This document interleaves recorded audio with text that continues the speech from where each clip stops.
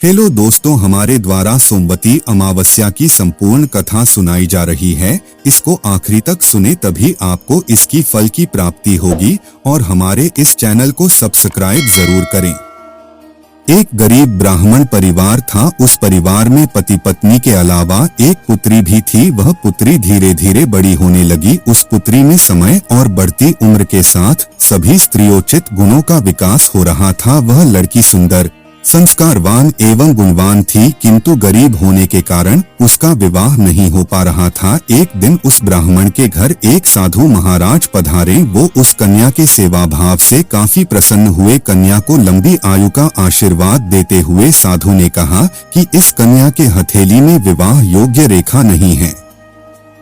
तब ब्राह्मण दंपति ने साधु से उपाय पूछा कि कन्या ऐसा क्या करें कि उसके हाथ में विवाह योग बन जाए। साधु ने कुछ देर विचार करने के बाद अपनी अंतर्दृष्टि से ध्यान करके बताया कि कुछ दूरी पर एक गांव में सोना नाम की धोबिन जाति की एक महिला अपने बेटे और बहू के साथ रहती है, जो बहुत ही आचार विचार और संस्कार संपन्न तथा पतिपरायण है।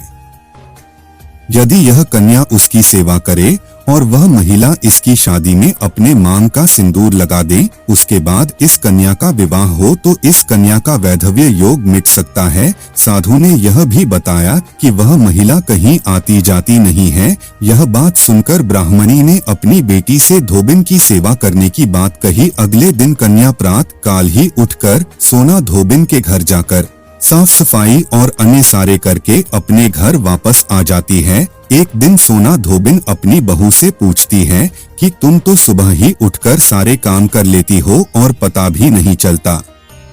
बहू ने कहा, माँ जी, मैंने तो सोचा कि आप ही सुबह उठकर सारे काम खुद ही खत्म कर लेती हैं।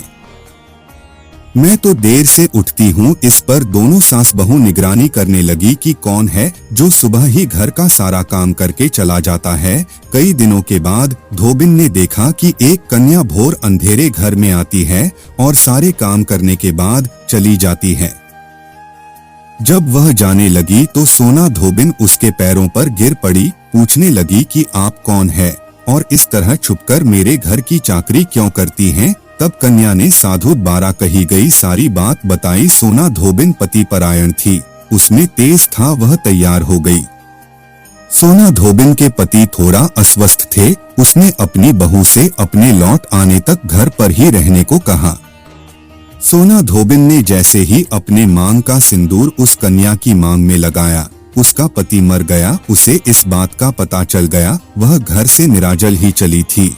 यह सोचकर कि रास्ते में कहीं पीपल का पेड़ मिलेगा तो उसे भंवरी देकर और उसकी परिक्रमा करके ही जल ग्रहण करेगी। उस दिन सोमवती अमावस्या थी। ब्राह्मण के घर मिले पुए पकवान की जगह उसने ईंट के टुकड़ों से 108 बार भंवरी देकर 108 बार पीपल के पेड़ की परिक्रमा की और उसके बाद जल ग्रहण किया। ऐसा करते ही उसके पति के मुर्दा शरीर में वापस जान आ गई। धोबिन का पति वापस जीवित हो उठा। इसीलिए सोमवती अमावस्या के दिन से शुरू करके जो व्यक्ति हर अमावस्या के दिन भंवरी देता है, उसके सुख और सौभाग्य में वृद्धि होती है। पीपल के पेड़ में सभी देवों का वास होता है।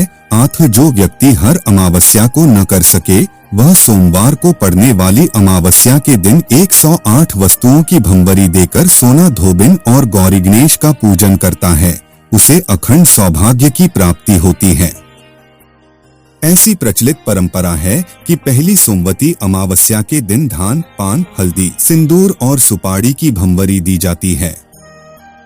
उसके बाद की सोमवती अमावस्या को अपने सामर्थ्य के हिसाब से फल, मिठाई, सुहाग सामग्री, खाने की सामग्री इत्यादि की भंवरी दी जाती है और फिर भंवरी पर चढ़ाया गया सामान किसी सुपात्र ब्राह्मण, ननंद या भांजे को दिया जा सकता है।